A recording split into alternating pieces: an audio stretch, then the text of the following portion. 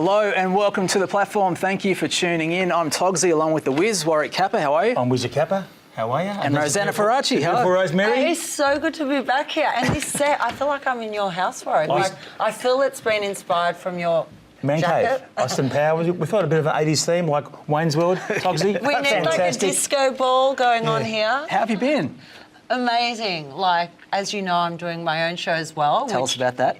It's been incredible. Like, I just got back from LA, so there's always a lot going on. But when I got back to Melbourne, I recently interviewed the most dominating fighter in the UFC, GSP, George St. Pierre. GSP. And he's had 26 wins, 2 losses, and you think he'd be intimidating, but he's the most humble person you could meet. So gentle, so polite. He sounds just like me. Exactly like you. I want to meet GSP. Well, let's have a look at some of Rosie's work with the great GSP. GSP, not GPS. How have you enjoyed Australia so far? Yeah, I had a great time. I did Sydney, now I'm in Melbourne, and I'm going to Brisbane, so I got to see a little bit of your country. I love it. And yesterday you were at Hammer's Gym teaching everyone the Superman punch, all your techniques.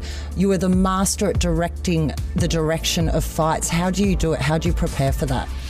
Well, the way I prepare for it is you need to know who you're going up against, but most importantly, you need to know yourself. A lot of people, they don't know themselves very well, so I need to know where the fight, where I can bring the fight to my advantage, you know. So you need to know myself and know who I'm going up against.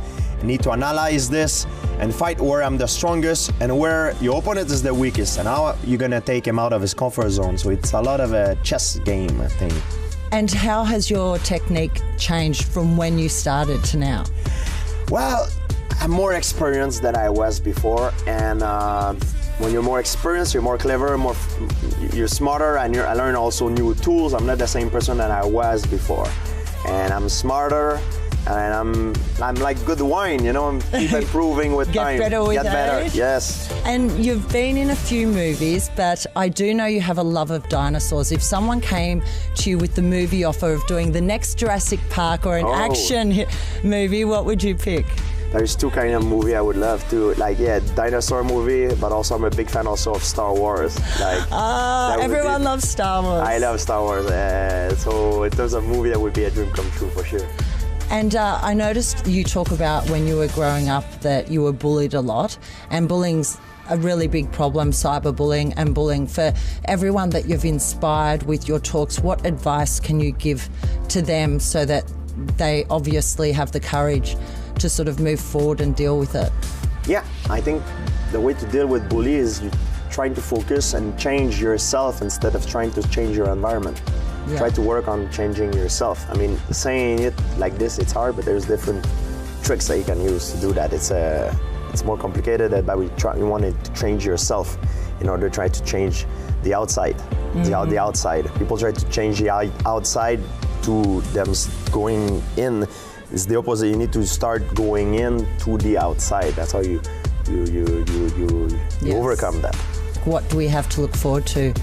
What are your plans for the future? Well, right now I'm in Melbourne. Immediate plan. I'm about to go on stage and give a conference. Yes. And well, after that, I'm gonna go back home in Montreal, training again, and we'll see what's gonna come next in the sport. You know, it depends what's gonna happen next. It's gonna dictate. Everything is constantly in movement, so we'll see what's gonna happen. Yes. I heard you used to travel 7 hours to training, and a lot of people have a goal, but how did you maintain the motivation and consistency? I had a dream, and I hold on to my dream, no matter what people said to me. I hold on to it, and I went through the obstacle. You know, if I couldn't open a door, I kick another one and I got in. You know, like, so that's how I got through this thing. Yeah, well, it's definitely inspiring. Who were your idols growing up, and have you worked with any of them? I had many idols growing up, many one. In terms of my sport, my idol was Royce Gracie. Royce Gracie is the first champion. Yes. First champion, yeah, Brazilian fighter, first champion in the Ultimate Fighting Championship, and he's the one that changed the face of the martial art. I actually love the UFC, and that was through watching him doing the jiu-jitsu. Like, absolutely incredible. He's probably the most influential person in martial art history. With your training, like, how many hours a day would you train leading up to a fight? I train normally about 4 hours a day.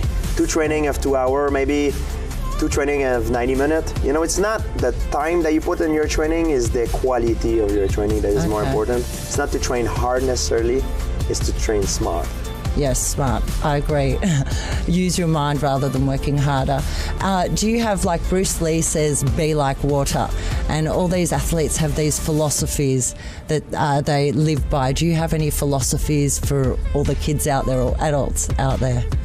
Well, philosophy, for me, I have key words that I'm saying to myself before a fight, but I have a philosophy also that I use in my life. You know, like I always try to persevere, and no matter what is the obstacle, try to go through, and you know what I mean? If, like I said, if one door can't open, I kick another one and I get in, you know? So it's like a puzzle, and finding the right pieces to the puzzle. Exactly. And who would have been your most challenging fight? Well, there's a lot of guys. You know, as a fighter, you always think you can win every fight, right? That's our spirit. That's how we're wired mentally. So for me, my most challenging fight would be against myself.